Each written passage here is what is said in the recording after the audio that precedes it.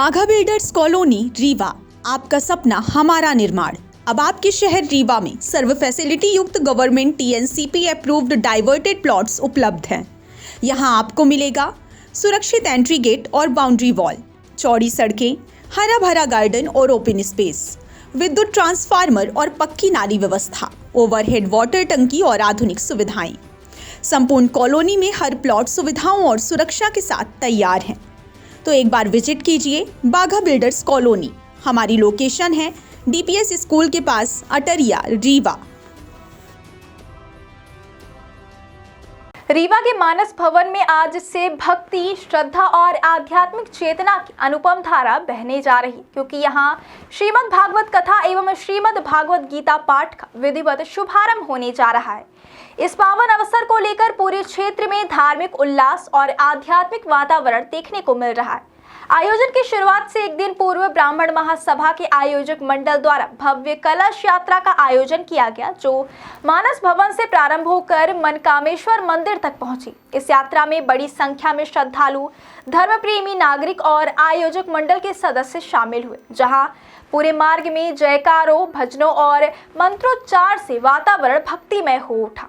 कलश यात्रा के दौरान कथावाचक और आयोजक मंडल के सदस्यों ने मनकामेश्वर मंदिर में भगवान महादेव की विधिवत पूजा अर्चना की और विश्व शांति, मानव कल्याण एवं समाज में आपसी सद्भाव बनाए रखने की प्रार्थना की।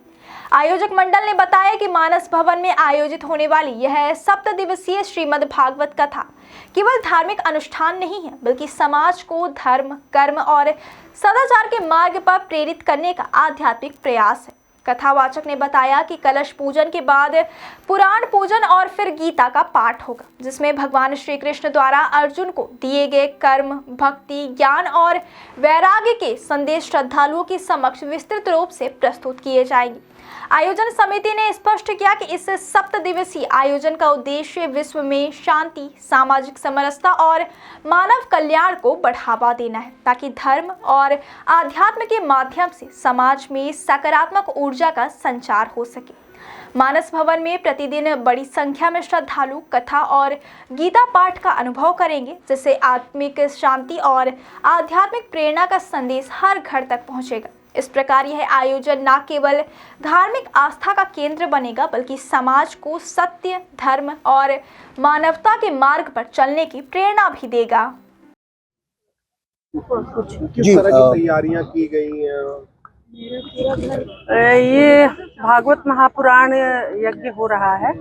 आचार्य श्री रमाशंकर दास जी इसको वाचन करेंगे और इसका पर्पस है, स्वर्गीय श्री शीश कुमार मिश्र जी मेरे पति थे, इनका बरसी भी है, उनके पुण्य स्मृति में, और उन्हीं को मुख्य श्रोता वही है और उन्हीं को सुनाया जा रहा है। उनका लोक परलोक अच्छा रहे और वो अच्छे सद्गति को प्राप्त हो और भगवान अपने चरणों में उनको स्थान दे। इस कारण से इस आयोजन को आयोजित किया गया है। मुख्य कारण है। कितने दिवसीय कार्यक्रम? 7 दिवसीय है।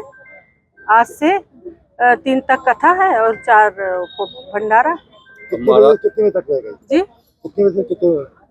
सुबह, जैसे महाराज जी ने बताया, सुबह के सत्र में उसका श्लोक का वाचन और सब पूरी कथा होगी, और द्वितीय सत्र 2 बजे से उसमें क्या होगा कि उसका अनुवाद बताया जाएगा हिंदी में, जिसको सामान्य जनता अच्छे से उसको समझ सकती है।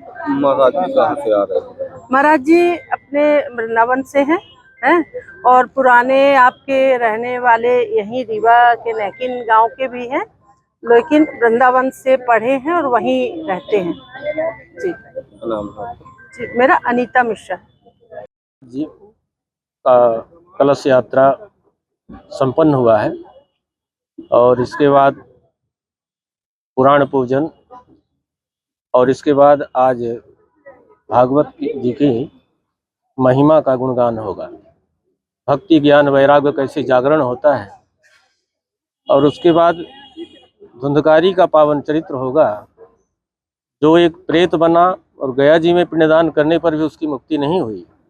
तब भागवत महापुराण का आयोजन हुआ और भागवत महापुराण के श्रवण मात्र से वो दिव्य भगवान के धाम को चला गया। तो आज महात्मा की कथा होगी और 7 दिवसों तक चलेगी। आज प्रथम दिवस है। ये बताइए सर कि भागवत चल रही है और सरकार ने यूजीसी जैसा अंधा कानून एक लागू किया है, क्या कहेंगे इसके बारे में? यूजीसी कानून अभी इसके बारे में तो निंदनीय है ना। तो अब जैसा है, हमको धर्म के सहारे चलना है, धर्म को पकड़कर चलना है। ये कानून वापस होना चाहिए। ये वापस होना चाहिए। कथा का क्या रूप लेकर रहेगा, कब तक कथा ये प्रातःकालीन सत्र में ये पूजन होगा और पारायण होगा। जो 18,000 श्लोक है भागवत में, तो उसका पारायण होगा और 2 बजे से द्वितीय सत्र में भगवान की मंगलमयी कथा का प्रवचन होगा। 6 बजे तक चलेगा। यही क्रम ये 3 फरवरी तक रहे। 3 फरवरी को विश्राम। जी, नाम बता दो। आचार्य पंडित रमाशंकर दास जी।